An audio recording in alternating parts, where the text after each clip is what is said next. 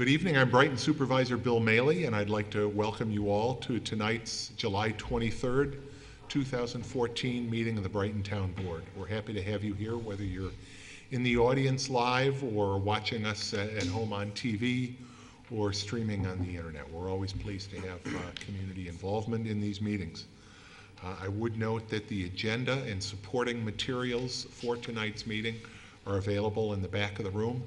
They're also available on the town's website at townofbrighton.org. Well, let's just cover the administrative stuff. In case of an emergency, you will hear the town hall emergency alarm system. In the event you hear the alarm, please leave this room immediately, either out the door to my right, turn right, go down the stairs, out the rear door of Town Hall and away from the building. Or you can go out the two doors at the far end of this room, go straight ahead out the front doors of Town Hall, down the steps, and again, away from the building. Now, we do occasionally experience technical difficulties during the live broadcast on Time Warner.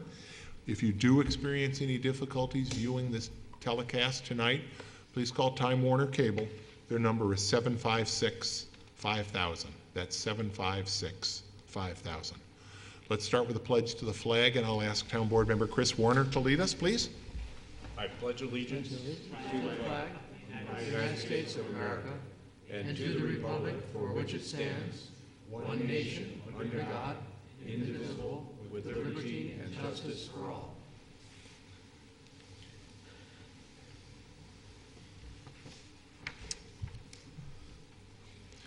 As we always do, we'll start the meeting with our open forum. And as we deal with matters facing the town, we always encourage people to voice their opinion, ask questions, make comments during the open forum portion of our meeting. Obviously, if you're here, you'll have that opportunity, but if you're at home, you may also call in 303-3060. And if you call in, someone will take your question or your comment and share it with us.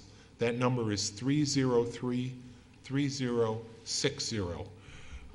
We'll try to answer your question, but if we can't, we'll let you know and try to get back to you at a later time. Now, if you're deaf or hearing impaired, you can also participate in our open forum by calling our TDD line. Our TDD line is 784-5205. Again, if you're deaf or hearing impaired and you'd like to participate in the open forum, please call our TDD line at 784-5205. We're always happy to have that participation. Now, as I mentioned, during this open forum, anyone in the audience may address the board about any matter, whether or not the item is on the agenda this evening.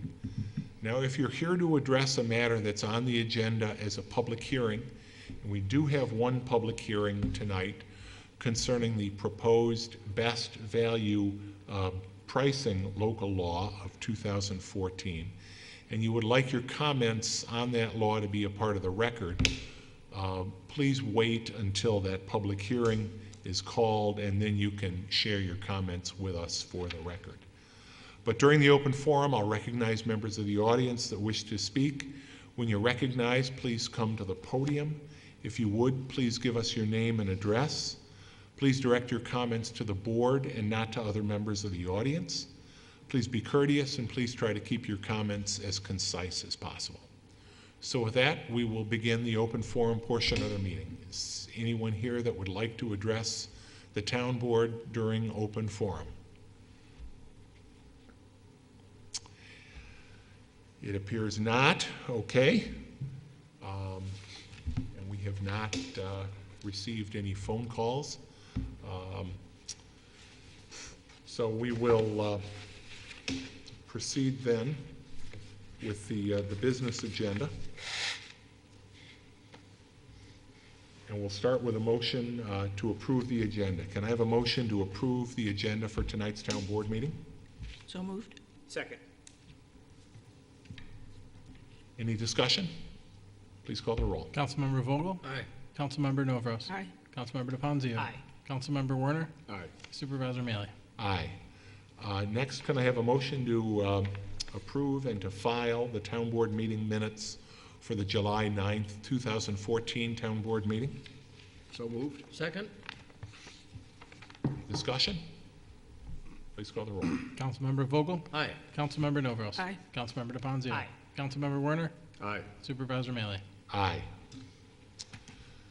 We'll move then to public hearings. As mentioned, we do have one public hearing tonight concerning the proposed best value pricing local law. Oh, I'm sorry, no, we won't. we wait? We'll wait until 7:30. Thank you very much. We'll skip that. We'll get back to that at 7:30. And we'll then proceed with the agenda. And the first item after that, bids. Chris? Bill, I move that we approve the solicitation for proposals to provide services and materials for renovations at the Carmen Clark Lodge at the town park. I move that we adopt the resolution as prepared by the attorney for the town. Second? Bill, this is to seek bids for renovating the fixtures and other such appurtenances in the kitchen and bathroom areas at the lodge there in the park. The lodge gets a lot of use. The kitchen and the bathrooms both need renovation, so this will ensure that we get the best possible bid price for that work. We have a motion and a second. Any discussion? Please call the roll. Councilmember Vogel? Aye. Councilmember Novros? Aye. Councilmember DePonzio? Aye. Councilmember Warner? Aye. Supervisor Mealy? Aye. Can I have a motion to receive and file the communications, please? So moved. Second?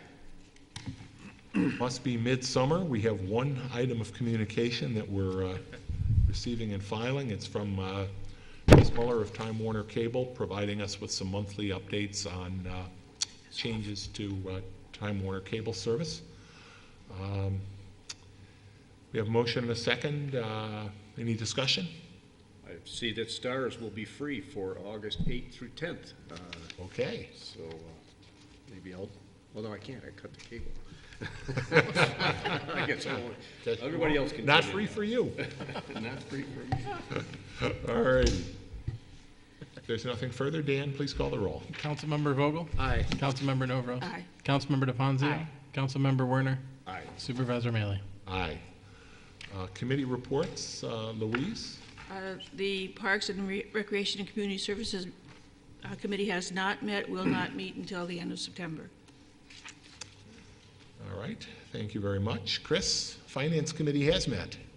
We meet every 2 weeks, and the last meeting was July 15th. All the matters we discussed there are on tonight's agenda, with the exception of a discussion we had regarding a new fence around the community garden, which I think will really dress that up nicely and also protect the plants that are growing in there from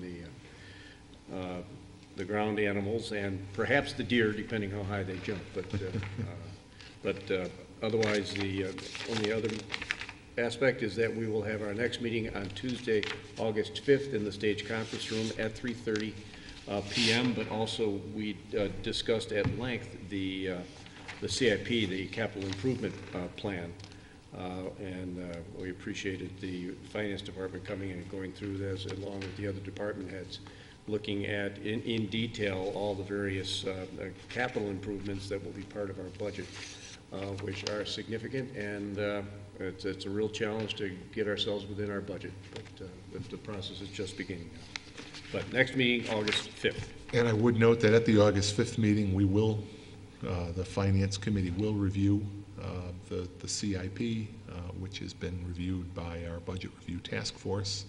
I've spent a good amount of time with Suzanne and with our Budget Director, Andrew Robinson, and we'll be asking the Finance Committee for their review and recommendations and hopefully approval, anticipating that it'll be presented to the full town board on our August 13th town board meeting. So I would encourage everybody, I know you've got it and you've probably read it, but if you've got thoughts, reach out to me, reach out to Suzanne, and Now, is that the CIP on the town website? No. not yet. Available in the, It will be available after it is, after it's approved by the town board, but at this point, it's still just a draft. Once it's up, I encourage the citizens to take a look at it. It's a very comprehensive summary, well, detailed itemization of all the various large purchases and contracts and so forth that are potential, that have potential. Obviously, we're not going to be able to fund them all, but Correct. any information the public would like us to consider, we'd appreciate it. Good, and the other, you mentioned, Chris, and we had a good discussion about that fence. That's not a matter that requires town board approval. We got bids, they were under budget, we had them in the budget, and so I anticipate the Parks Department will be moving forward with that shortly. And it will dress up the place nicely. And I think protect it much better than Absolutely. what we've got now. Good, thanks for that report. Public safety, Jason. Yes, the Public Safety Committee has not met since our last town board meeting. We meet on the second Tuesday of the month, and that will be on Tuesday, August 12th. We meet at 8 o'clock in the morning in the lower level meeting room, and the public is invited to attend. Thanks, Jason. Jim, Public Works And Committee? Public Works, our next scheduled meeting will be Monday, August 4th at 9 a.m. in the lower level community meeting room. And as with all the committees, it's open to the public. I think we have a lot of interesting We items that are do. going to be on that Property agenda. maintenance, among others. Property maintenance, among others. Yeah. So, all right. Good, good, all right. New business, reading and approval of the claims. Chris? Bill, I've reviewed claims totaling $553,701.94. They appear to be in order. Those of some interest are the pro-construction claim for sidewalk replacement, which was $25,090. That's for 2014 and retainage, but this is all part of our ongoing sidewalk replacement here in town, and that's funded to a large extent through the districts, but also there are some town sidewalks as well. I saw a number of recreation programs that I think should be noted. One, we continue to see the same babysitting program that both my daughters went through, being offered at the town for some $640, and that's paid for by the participants largely. Similarly, the fishing derby was on this month's group for the Bassmasters were good enough to come out and provide instructions for the kids for some $254. And then one of my favorites, Buckaroo Builders for $403. It's a kids program as well. But $23,000 worth of asphalt, that's a sign of the times. And Young Explosives was paid $11,400 for the show during the 4th of July.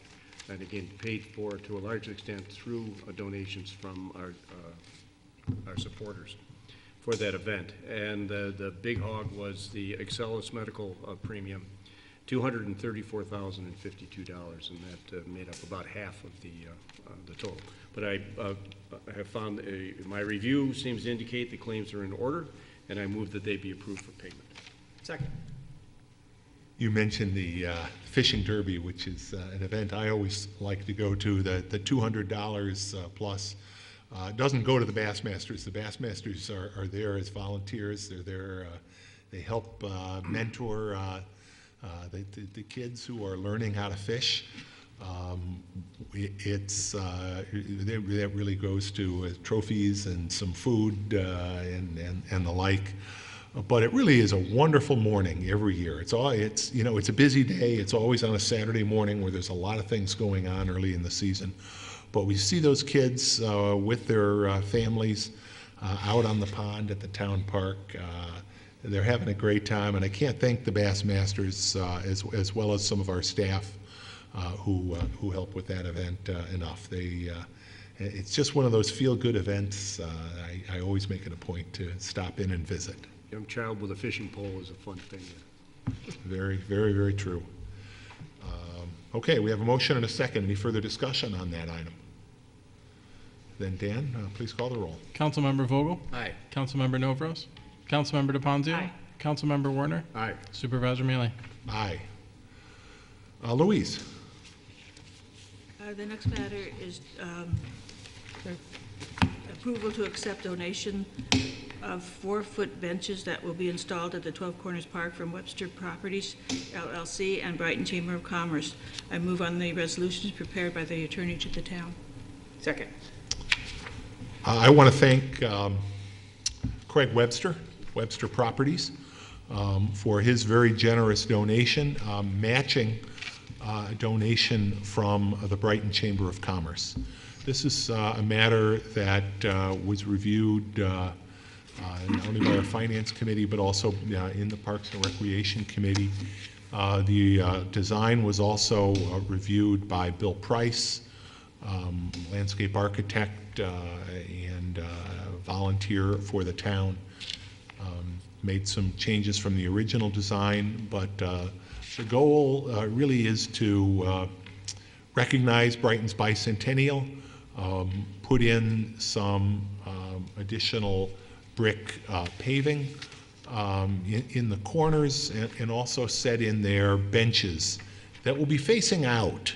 You know, the notion that, you know, we've got benches there and they sort of surround the pergola that's there, but at the corners, this will be another opportunity for people to sit and look out from the park. I think it's a nice design. It's another great opportunity that the town has to work in partnership with the Brighton Chamber. We appreciate that, and we really do. Craig Webster's a Brighton business owner, and we appreciate Craig's generosity. So. They're not going to put the walls up? No, it's not going to be the brick wall type benches. It's going to be a more traditional bench. That was a revision that Bill Price had recommended and that Chamber Board reviewed and felt comfortable with, as did Craig. So, and again, it's in honor of the bicentennial, and they'll be doing the work, coordinating with our Parks and Public Works Department, and getting that work done very shortly. Bill, this is one bench, is that correct? No, there'll be benches at each corner. In each corner? Yeah. Boy, that's a wonderful donation. It is. Sure is. It is. It won't interfere with the existing landscaping at those corners. There'll be an arc of brick sort of around it, and on that brick will be the chair. It will be the bench. But they're not going to bring this guy there. Picture is kind of scary. Any further discussion on that? Dan, please call the roll. Councilmember Vogel? Aye. Councilmember Novros? Aye. Councilmember DePonzio? Aye. Councilmember Warner? Aye. Supervisor Mealy? Aye. Jim? All right. Next item is to reappoint Andrew Dollinger to the Board of Assessment Review Committee for another 5-year term, effective October 1, 2014 through September 30th, 2018. I move on the resolution as prepared by the attorney to the town. Second. Andrew has served on the Board of Assessment Review. He's indicated his willingness to continue to do so. As a commercial realtor, he provides some quality insights in terms of commercial properties in the town and their appropriate valuation. So, Andrew, we appreciate your willingness to continue to serve the town, and I certainly support this. Anything further? Ann, please call the roll. Councilmember Vogel? Aye. Councilmember Novros? Aye. Councilmember DePonzio? Aye. Councilmember Warner? Aye. Supervisor Mealy? Aye. Chris? Bill, the next item was discussed at length at several FASC meetings. It is to authorize the supervisor to execute an amended lease agreement with NCWPCS MPL Holdings. Formerly, the agreement was with AT&T. They're a subcontractor or an agent to lease the cell tower space located at 1941 Elmwood Avenue, owned by the town. I move that we adopt the resolution as prepared by the attorney for the town. Second. This will continue that existing lease for successive 5-year terms at our option. And will provide for increases in the rent over that time, and we'll continue to provide cell service in the area. There'd be three 5-year options after. It's a 5-year contract to begin with. And the cell group has the option to. I was going to say, I think I misspoke. Yes, It's the cell we do company not, but in that return for that, we exercises got that option. a significant increase with every renewal. So we looked at it long and hard, and I think Suzanne Faso has done Zazo, has done a great job of and spent a lot of time negotiating this contract. So thank you, Suzanne. Suzanne has spent a lot of time, and I would say that that time has been well spent, because when we first heard from these folks, they were trying to get a reduction in the rates, and we repeatedly told them, no, that's not what we were interested in, and we held out and continued to negotiate with them, and I'm pleased that we did get continued significant rate increases over the first 5-year term and any successive options. So thank you for your patience on that, Suzanne. Essentially, Thank you for your perseverance, actually, and also trying to connect with a party that was clear cross-country, and their workday was about 3 hours different than ours, and also having fun with 3 lawyers looking at a lease amendment and suggesting change. So many things to like about this one. 4, that's right. Let's not forget. Good. Well, any further comments on that? If not, Dan, please call the roll. Councilmember Vogel? Aye. Councilmember Novros? Aye. Councilmember DeFazio? Aye. Councilmember Werner? aye. Supervisor Maley? Aye. Jim? Next item is to approval to declare as lost or junk particular items with the sewer department that have been declared to have no value and no longer serviceable. I move on the resolution as prepared by the attorney to the town. Second.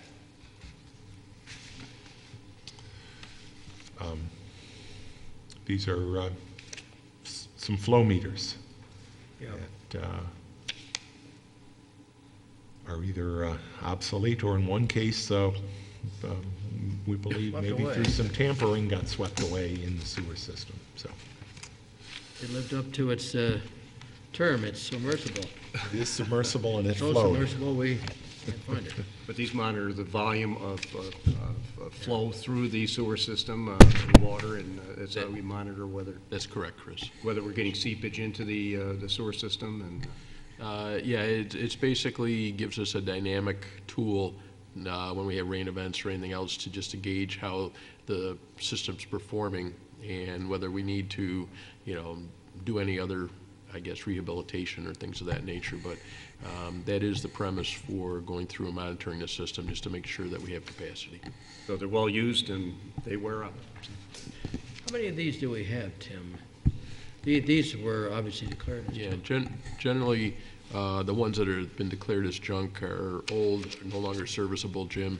We got 4 replacements, and then we lost one. We call Van Lair every day to see if it ends up down at the treatment plant. But yeah, we have 4 of them.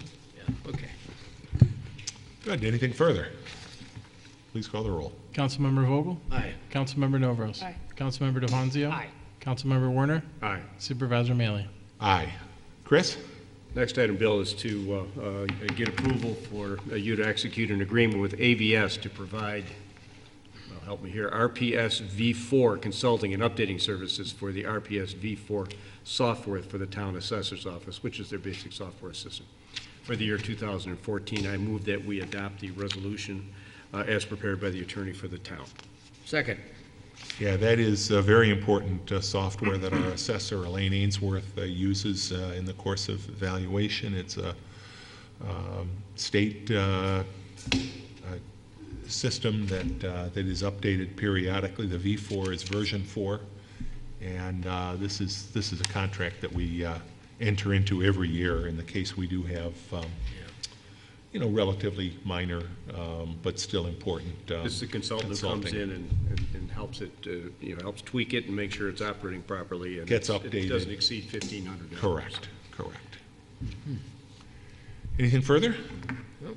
Please call the roll. Councilmember Vogel? Aye. Councilmember Novros? Aye. Councilmember DeFazio? Councilmember Werner? Aye. Supervisor Maley? Aye. Louise? The next matter is to approve approval to amend agreement with New York State Department of Transportation to support additional snow and ice removal services performed by the town due to the severity of the 2013-14 winter season. I move on the amendment as, I move on the resolution as prepared by the attorney to the town. Second. I know, Louise, how much you like change orders, but this is one of those good change orders. Yes. I don't even have it in my packet, that's what you thought of me. We contract both with the state and with the county. Our town services, our crews plow both the state and the county highways within the town, and that's true of all the towns in Monroe County. But due to the particularly harsh winter this past year, the DOT has determined that we are entitled to additional compensation. So they will be paying us in excess of $30,000 more than we had expected under the original contract terms. So it's great to get more money, but of course, as we discussed during the winter months, it doesn't come close to fully offsetting the additional overtime and other expenses incurred because of all the snow that we did. But it is helpful. It does reflect their recognition of the extra work we put in, and it's another great example of how municipalities here in Monroe County, and certainly the town of Brighton in particular, are working with other governments to save taxpayer dollars. Very important. This is the town performing plow services on state highways. That's right. And this it would be an increase in the 2014-2015 contract, is that correct? No, Or are we actually going to get it this year? It should come out and be processed this year, Chris. Though by the time we get it, we may already be into the state's fiscal year for 14-15. But this reflects the past year operation, and it's a one-time adjustment to reflect the winter. So it's paid retroactively for this past winter? Correct. Right. Right, and they pay it separately from next year's contract. We don't have to wait till they pay us for Good. next year. Okay, we have a motion and a second. Further discussion? Please call the roll. Councilmember Vogel? Aye. Councilmember Novros? Aye. Councilmember DePonzio? Aye. Councilmember Werner? Aye. Supervisor Mailey? Aye. Now it's 7:30, so we'll go back in the agenda to the public hearing, which is noticed to take place at 7:30. But before we do that, Dan, can you, has legal notice been provided for this As hearing? we have an affidavit of publication from the Brighton Pittsburgh Post for their July 3rd edition. Great. I'm going to ask our town attorney, Ken Gordon, bless you, Excuse me. to just provide a little background for this proposed local law. Thank you, Bill. The proposed local law seeks to amend the purchasing policies of the town of Brighton to take advantage of a change in state law. As the town board is aware, as the public is probably aware, under current law, the town is required to competitively bid for purchases over a certain dollar amount. And typically what we've done is we've designed or written specifications saying exactly what it is that we want to purchase as a town, send that out for bid. We then get responsive bids. We review those bids to make sure that they are in compliance with the specifications, and as long as they are, we then need to award the contract to the lowest responsible bidder. A responsible bidder is somebody who is a competent, reliable contractor or purchasing agent. So that is, and it is really the lowest price which drives, in all cases, the award of the contracts. Under an amendment to the state law in 2012, it gave to municipalities the possibility of amending by local law purchasing policies to allow for the purchase of items using what is called now the best pricing or best value pricing method. So you can imagine that just because an item is priced cheapest doesn't mean that in the long run it's going to cost you less. The classic example used is with a vehicle. You can buy a pickup truck, which might have an anticipated miles per gallon of 20 miles a gallon, let's say. And you could buy a comparable pickup truck, maybe for a little more upfront, which might get much better mileage over the long run, or might have lower maintenance costs over the long run.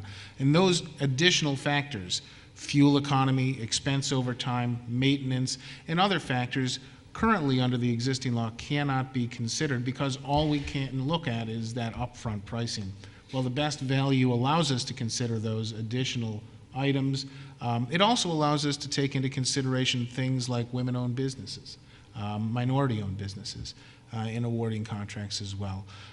So it's still done in an objective, quantifiable manner that has to be disclosed to the bidders up front so that they know that they are bidding based upon best value pricing criteria. We have to specify what those criteria are. And it gives us really another opportunity to get the best value for the taxpayers of the town of Brighton. And that's really what it's all about. It's an option. It's not that we cannot use the old method. We can still use the old method if we wish to and just do a straight competitive price based bid. But now with this new local law, if the town board chooses to pass it tonight after the public hearing, would give us that additional option. Thank you, Ken. I'm not sure that I formally declared the public hearing open, but I see you busily typing away over there, so we are in the public hearing. I do declare it to have been open and to include the town attorney's comments. Would anybody in the audience like to speak at this time at the public hearing concerning the proposed best value pricing local law? Anybody on the town board have any comments? Ken, thank you for that very thorough discussion of why we're considering this law. We've discussed this at great length in the FAST meetings.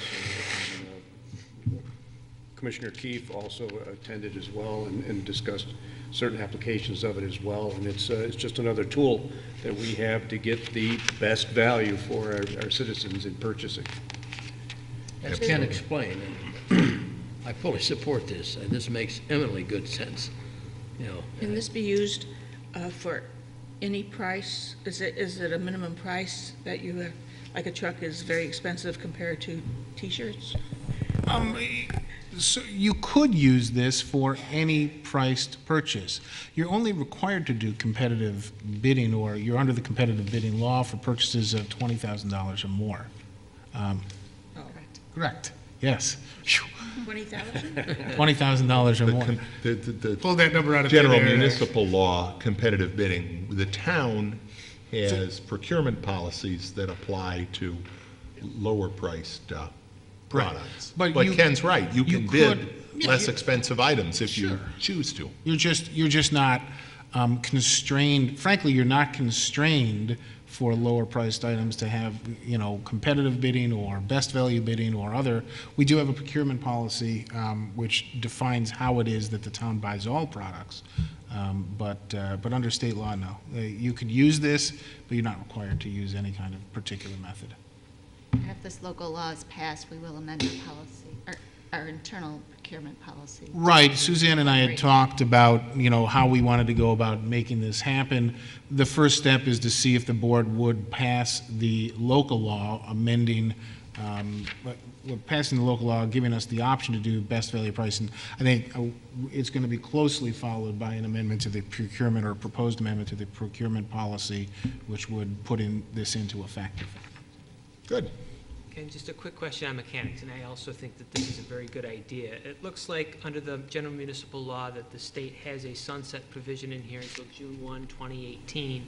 And just wondering then what would happen with our local law if the state, for whatever reason, decides not to renew that provision of general municipal law. The local law, not a problem. Remember, this is just authorizing legislation, if you will, that allows us to take this action. What we would then need to do is re-amend our procurement policy to go back to the old method.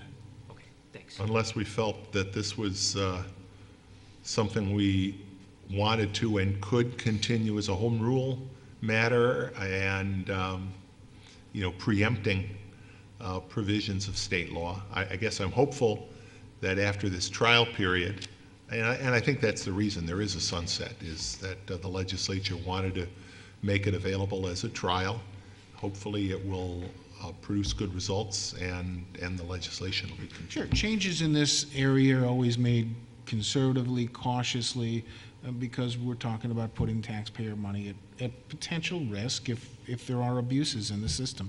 That's why the whole competitive bidding system exists, is to avoid those abuses. So making a change to it is something that should be done, perhaps on a initially temporary basis to see how things go. I think it'll go very well. When you discuss the local, our procurement, could you let me know so I could be there? Sure. I think it'll be discussed at the next. Fast. Assume at another fast meeting. Probably at our next. Talked about it, though, not last week's, the one before. I didn't bring it last week because we had such a heavy agenda. But probably at our next, Yeah, that would be up to, Councilman Werner and That's the plan, August Suzanne. 5th. okay, good. Anything further on this? Anybody, again, anyone from the audience that would like to address the board on this matter in the public hearing? Hearing none, I declare this public hearing to be closed and would invite, we got to go back where we were here. Can we have a motion then to approve this proposal of the law? Bill, I move that we approve the best value pricing of local law and adopt the resolution as prepared by the attorney for the town. Second. Any discussion? Please call the roll. Councilmember Vogel? Aye. Councilmember Novros? Aye. Councilmember DePonzio? Aye. Councilmember Werner? Aye. Supervisor Mealy? Aye.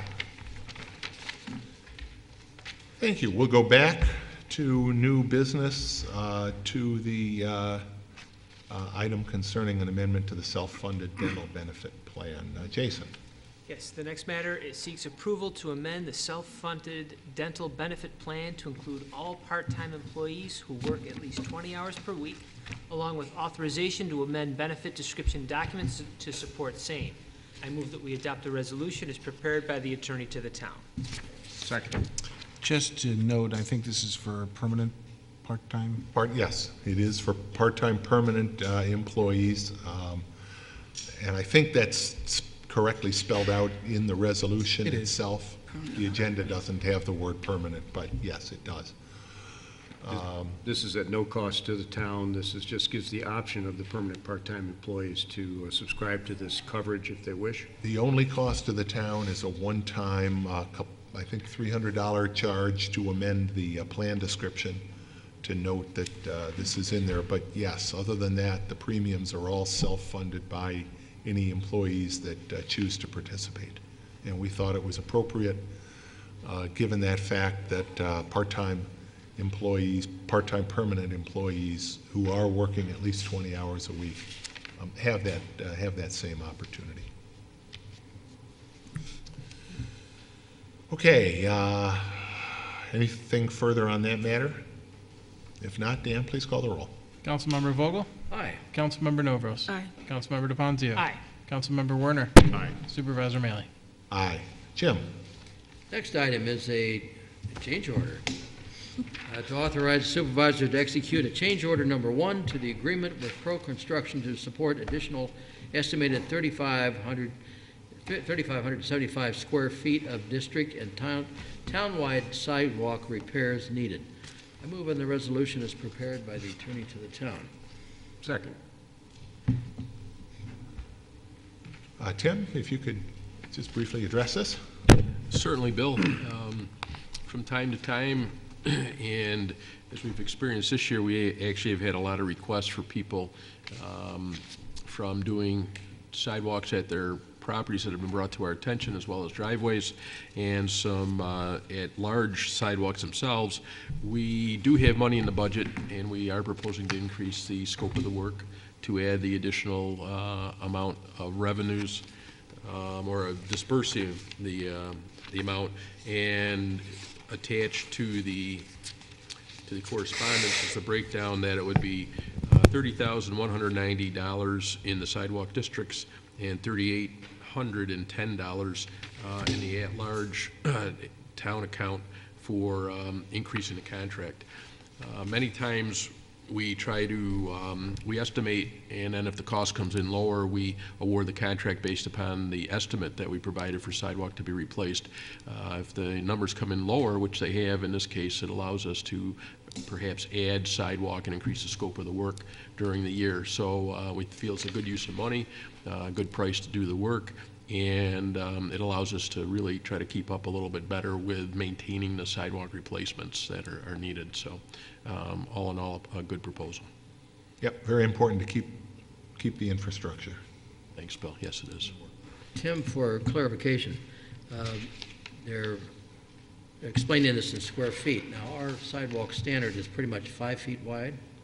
There are some 4 foot in town, Jim, and there are some 7 foot when we're on the main roads, again, abutting the curb, but predominantly, you are correct, 5 foot wide sidewalks in town. It looks like this would be about 700 linear feet if you're going from 4 to 7 feet wide. Right, and that, and again, not maybe all in one location, but Right, throughout I town understand. at various locations, right? But that kind of helps people to imagine if I have, 5 foot wide sidewalk, 715 feet, if you were 5 feet wide. It's Right. a significant amount of additional. Yeah, depending on the neighborhood you live in, it could be, anywhere from 5 to 10 lots, Yeah, you bet. properties across the frontage.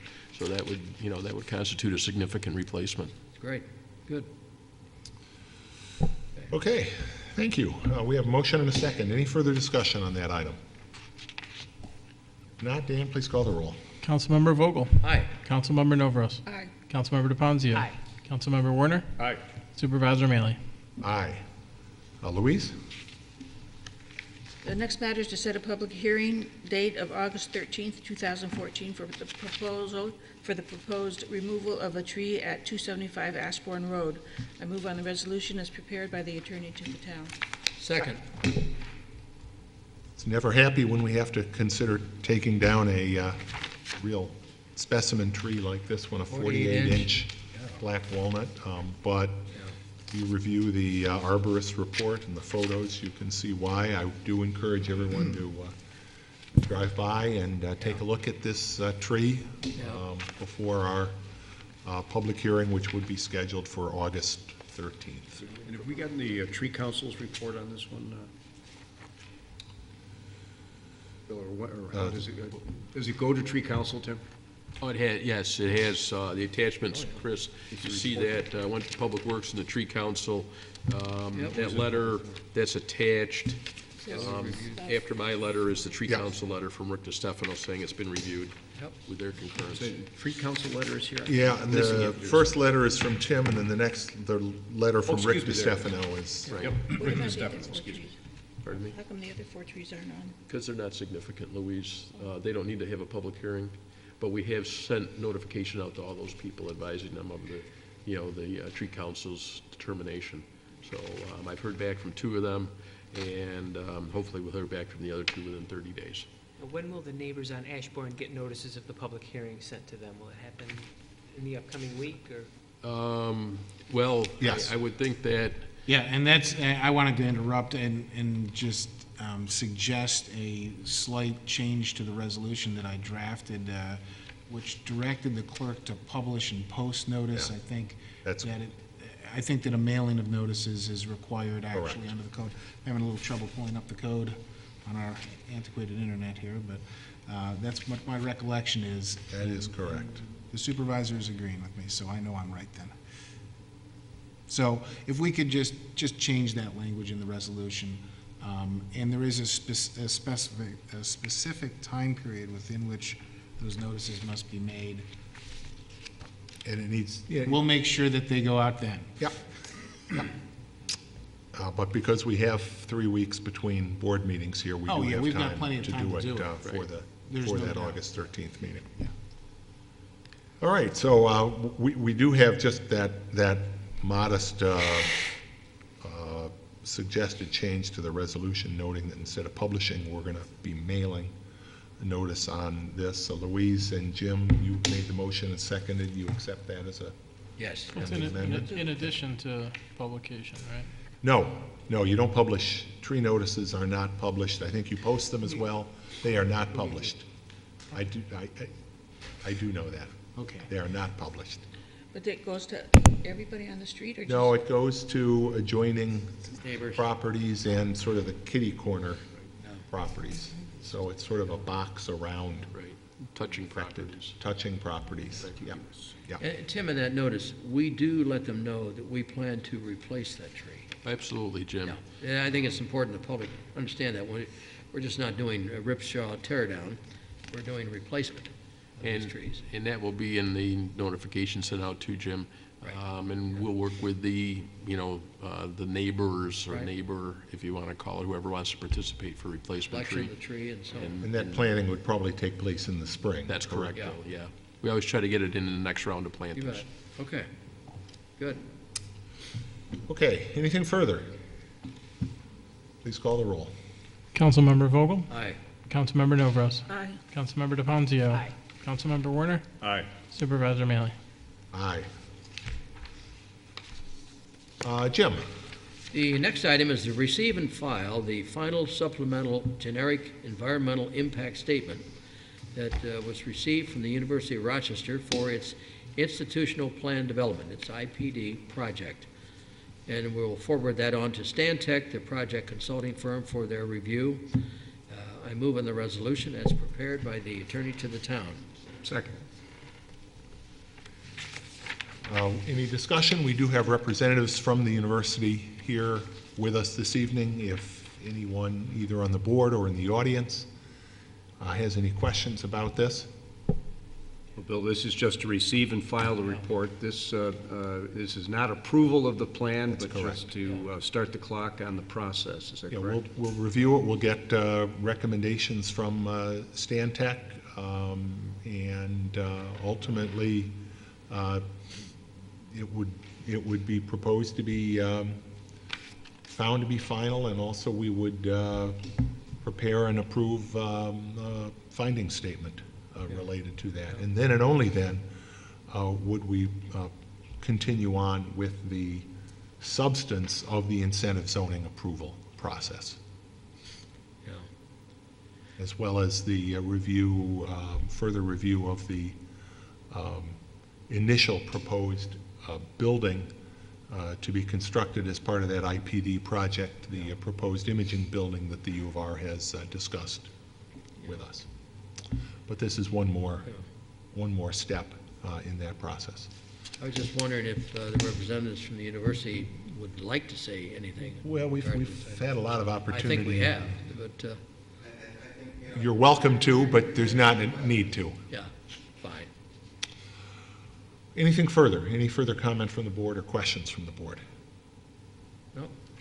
Hearing none. Dan, please call the roll. Councilmember Vogel? Aye? Councilmember Novros? Aye. Councilmember DePonzio? Councilmember Warner? Aye. Supervisor Mealy? Aye. Louise? The next matter is to receive and file advisory report dated July 17th, 2014, from the Town Planning Board regarding proposed amendments to the Comprehensive Development Regulations, and to set August 13th, 2014, for the public hearing to consider same. I move on the resolution as prepared by the attorney to the town. Second. This is a matter that Public Works has reviewed. It was sent to the Planning Board as required by law.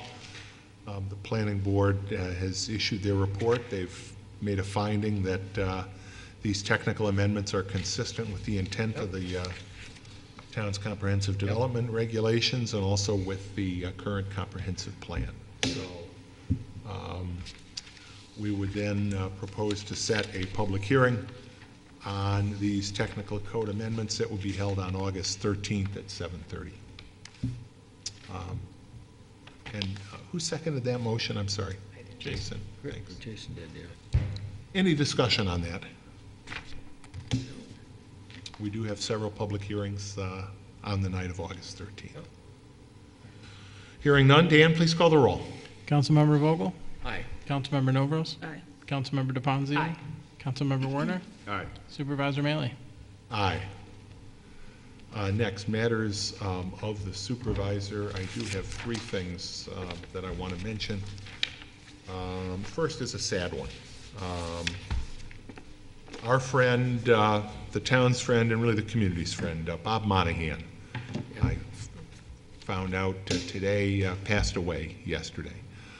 Bob has served the town formally, was a longtime member of our Architectural Review Board, and later served with you, Jim. Yes, he did. On Yeah. the Veterans Memorial Committee. Bob was an architect, and in that capacity provided very valuable service to both of those groups. Sure did. Maybe less known, and this is a function of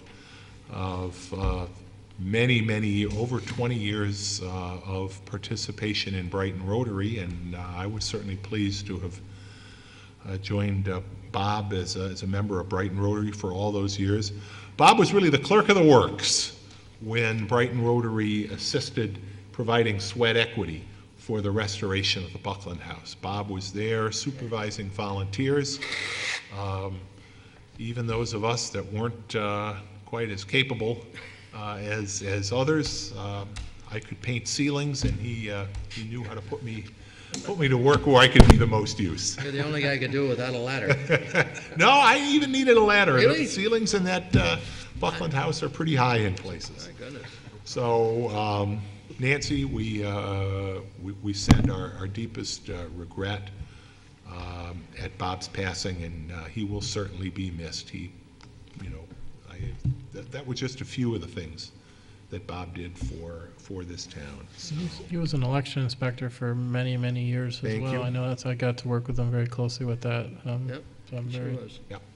yes, he sad to was. hear the news. Very active in the Boy Scouts as well. Yep. It's another organization that meant a lot to him. So, again, our condolences, Nancy, at your loss and for the community's loss. Next, I want to make people aware that the state of New York will be holding a citizens preparedness training seminar this coming Saturday. That's July 26th at noon. That's at the Wegman Napier Gym at the Aquinas Institute, 1127 Dewey Avenue. This is an opportunity. The state and actually the governor, Assembly Majority Leader Morelli, Senator Robach, and Mayor Lovely Warren, and myself, invite all of you to participate in this training program. It's an opportunity to learn how to better prepare yourselves, your homes, and the whole community in the event of a disaster. These seminars, the state and the governor has been conducting these throughout the state in the aftermath of Superstorm Sandy. So this will be an opportunity. Everyone that does attend will receive a state disaster preparedness kit that will contain a number of items helpful to you and your families in recovering from disasters. So you must register if you're going to attend. Registration closes at 1:00 p.m. this coming Friday afternoon. And to register, you would go to prepare.ny.gov/training-events. That's again, prepare.ny.gov/training-events. And again, that training program will be held at noon this Saturday, July 26th, at the Aquinas Institute, 1127 Dewey Avenue. And the last thing I want to mention is a reminder. Continuing bicentennial celebration of the town, August 10th, Sunday, August 10th, will be Canal Day. Ever since the canal was built, the Erie Canal has passed through the town of Brighton. Obviously, until 1905, one of the places that it passed through was our former village of Brighton when it came down sort of the path of what's now 490. But today it runs east-west through the town from the JCC to the Genesee Valley Park. And this event is going to be a partnership with the JCC, the Jewish Community Center, at their Edgewood Avenue facility, which is adjacent to Lock 33 on the canal. We're going to have rides on the canal and through a lock on the packet boat, the Sam Patch. That's going to be a great experience. Registration is a must for that. Please register in advance on the town's website, and those rides are filling up. I understand the first ride of the day is sold out, the 10 o'clock ride. The first 2 are now sold out, but it's going to be running every hour. You still have the opportunity to register for rides at noon, 1, 2, 3, and 4, or just 3. just through 3 10 a.m., the first 10 10 and 11 are sold out. are sold out. So The 1 noon, o'clock. 1, 2, and 3 are still Yeah. available. So it'll be a great experience, but there'll also be the number of other activities, pony rides, games, food, entertainment, all at the JCC campus. Parking will be at French Road School with a shuttle over to the JCC. There may be parking at the JCC, but of course, normal activities at the JCC will be going on that day. So we'd appreciate, and I know the JCC would appreciate as many of you as possible, parking at French Road. We'll have a regular shuttle running, and it's going to be a nice day. August 10th, 10 o'clock to 4, Canal Day, Bicentennial Canal Day in Brighton. That's everything I have. Ken, matters of the attorney to the town. I have one matter. All right. The answer to tonight's trivia question. Oh, The trivia question being, how many days' notice do you need to give for a tree public hearing? Thank you. And that would be 20 days' notice by first-class mail. Okay, That's all I have. so we'll get that out. And matters of the clerk. Well, I was also researching that same matter, and the reason the legal notice in the paper isn't because that would only be required if it was not a damaged, diseased tree. So because the tree council determined that it needed to be taken down for safety reasons, that's why we don't have to do the legal notice in the paper. So that was the clarification there, but that's all I have. All right, and those notices are going to be going out here post-haste, correct? Good, all right. Tomorrow is Good good. teamwork effort. I'll get with Mary Ellen tomorrow. And it's all teamwork. Thank you. Matters of the town board. Well, I know there's been some issue raised about our property maintenance code, not ours in particular, but just the need to review it at all times because of people's concern in neighborhoods, properties not being properly maintained, particularly those where there are foreclosures pending. But as you've said many times, every property's got a different story. But it's something that is going to be addressed on Public Works. the Public Works meeting on August 4th, Jim, is that right? Monday, August 4th, 9 a.m. in the morning. So folks that are interested in that topic, and I think there's a lot of people have expressed an interest in that subject, that would be a good time to come. And as the work of the town is done in the committee meetings. This is just the result of discussions and consideration at those committee meetings. So the public is very welcome, and their input is very helpful. Thanks, Chris. Absolutely. Unfortunately, the state legislature did not pass legislation that Attorney General Schneiderman had proposed last year addressing these so-called zombie properties. And the real goal of that legislation was to address maintenance of those foreclosures and was to make it clear that banks and other lending institutions shared responsibility for maintenance. Oftentimes you can't locate an owner, the property is vacant.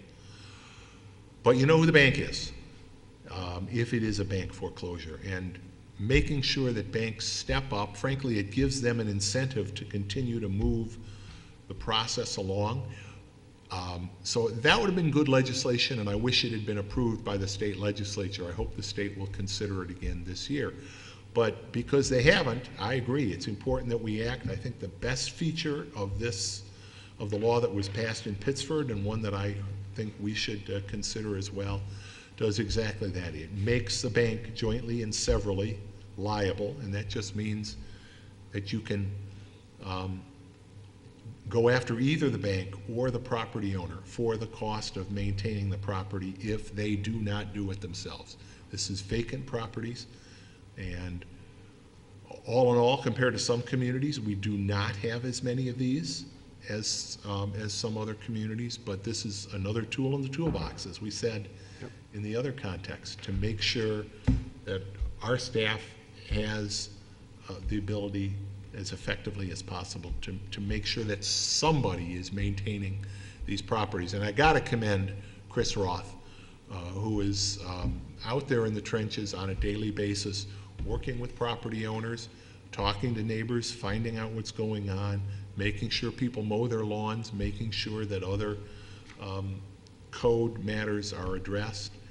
And but this is a good opportunity to look at some more, Bill? means of enforcement. I have a question about that. Now, Sure. banks are under federal or state government, Depends on whether it's a state or a federal and so can the lending. local law usurp that? It's a very good question, Louise. This is this would be a local law that I think we would be looking at under our home rule powers. I don't know whether a bank might challenge the power of a community to do that, and if they do, I think we have a strong case as to why it was important.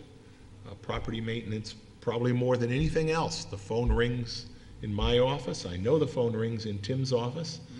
We have a property maintenance hotline. And so it's clearly a matter of concern to our residents. And I certainly, I hope nobody would challenge it, but if it is, I think it's appropriate under home rule power. Probably get enough lawyers here to consider it, but nonetheless, Ken, were you going to? Yeah, I mean, Louise, it certainly is within the town's power to act in this area. That's always the primary concern. Does the town have the power to take action? Certainly property maintenance is one of those areas the town is empowered to act in. And then the other question you raise is it preempted by some other level of government? So we know that the state legislature was considering acting in this area and chose not to act. That choice not to act is not itself a preemption in this area. It's simply no action. So in the absence of state action, I think it is appropriate that a municipality could take action currently. To my knowledge, there's no federal preemption, and if there was federal preemption, then I would doubt that the state legislature would have been considering taking action in the first instance. Yeah, I think it really is a matter of state law in terms of these maintenance issues. I think so, too. But it's a real good question. enforcement would be by assessment against the property ultimately. Right, the Or other Pittsford law, revenues of the Pittsford law establishes a registry, and one of their burdens, one of the obligations that they put is that the property owner or the lender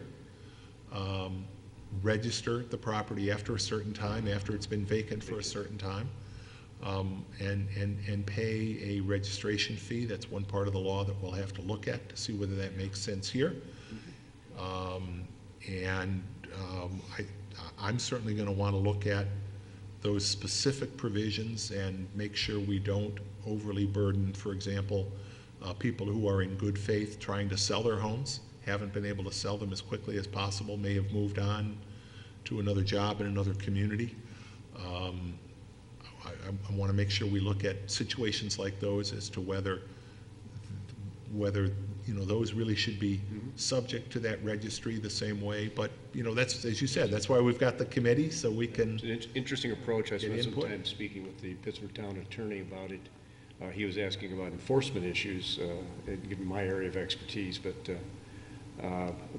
ultimately it's just a change of definition of who's the owner for the purposes of maintaining the property.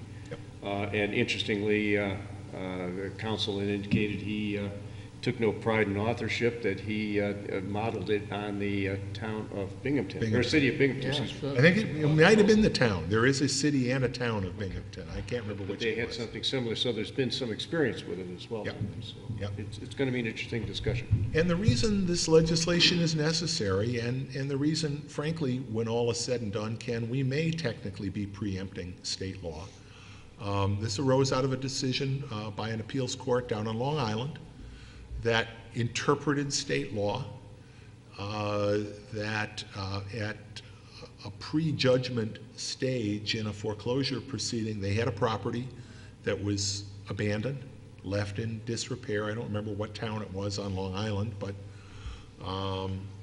they sued both the bank and the property owner. The property owner had disappeared and did not appear. The bank moved to dismiss based on the fact that it was there was no basis under state law for liability at that point. And the court agreed with the bank and dismissed the case against the bank. So the town was left with an absent owner and a bank that was off the hook. So they had no one they could go to have that property maintained. It became an obligation that the town had to do if they were going to maintain it. So it's a very real problem, and you know, we'll rely on our, you know, council to determine whether we have to go through the preemption process. But that's sort of the backstory as to why Attorney General Schneiderman proposed his legislation, and why legislation of this type is being considered. August 4th. August 4th, 9 o'clock is the committee meeting. And at some point after that, I think we'll likely consider a local law. Good. Louise, were you about to? Well, people do not own their home if they have a mortgage. It's Yes, the they do. bank Yes, they do. You own your house. If It's you- subject to the lien of the mortgage, but you which is held own, by the bank but, usually. right, but you own your property. It's subject, the But if you go, mortgage. if you miss a couple of payments, the bank can come in, et cetera, so it's, But you still own it. You still own your house, and that's one of the issues. In New York State, you're correct. In New York State, you're And a correct. lot of Some other folks who move states- here from other states have a different law in those other states Yep. where the bank actually holds the deed called a deed of trust. But in New York State, no, the homeowner, you, me, whoever has a mortgage on their home, we own the deed, we own the property through a deed. The the bank just has a mortgage on the property, which gives them the right, as you said, to go to court and enforce that mortgage by taking the property away through the foreclosure process. But you literally own your house until it is hammered down at an auction in the county clerk's office, which is why it's so important that we do this. Now, interestingly enough, the other thing that the Attorney General's proposed legislation, and it was introduced both into the Senate and Assembly, but a vote wasn't taken. Another concern has been, and it's a segue to what you said, Louise, sometimes banks will intentionally or unintentionally provide false information to homeowners to induce them to vacate the property. And one of the things that the state proposal, the Schneiderman proposal, would have made clear is that banks cannot do that. Banks would be violating state law if they improperly tried to induce homeowners, because they are still homeowners, even when they're behind in their mortgage, to leave the property. Foreclosure law was dramatically changed, as Chris can tell you, in response to the financial crisis. And one of the things that's done is cause foreclosures to take a lot longer Yeah, we're seeing them play take out. years now. Yep. Some banks are tougher than others. There are supposed to be processes where banks and the homeowners meet in an attempt to mediate, try to work out a mortgage modification type of arrangement. But banks have, in many cases, and some banks more so than others, acted in a way that prejudiced those homeowners. This law doesn't address that specifically. The Attorney General's proposed legislation would have, and I hope it sees the light again in the next session. But thanks for that, Chris. We went on a little bit lengthier, but That's good clarification. yeah. Anything further from the board, Jim? Yeah, August, it's going to be interesting. If you take a look at the calendar, it's the first time in many, many years that you're going to see 5 Fridays, 5 Saturdays, 5 Sundays. I think if we check Google on this, it comes about every 80 years. But look at it. It's Okay. the first time we've seen that, a long, long time. 5 Fridays, 5 Saturdays, 5 Sundays. Now, since we're talking about the calendar, More meetings. no, actually, I'm going to suggest less meetings. I will, finally, take action next week, but I'm going to suggest that it does not appear that we have any matters of business. We don't have any public hearings scheduled for what would otherwise be an August 27th town board meeting. And so I'm going to ask the board at our next meeting to consider canceling that meeting. We'll take final action at that time. But I just want to let everybody know that we've done this many years in the past, not every year, but where we've just held one meeting. It's conceivable that we would hold a special meeting just to consider any claims that need to be paid. So I'll just let everybody know that. Anything else from the board? If not, then can I have a motion to adjourn? So moved. Second? Vote, please. Councilmember Vogel? Aye. Councilmember Novros? Aye. Councilmember DeFonzio? Aye. Councilmember Werner? Aye. Supervisor Mealy? Aye. Thanks, everybody. Have a good evening. We will see you at the next town board meeting, August 13th, 2014, right here, 7 p.m. Have a great night, everybody.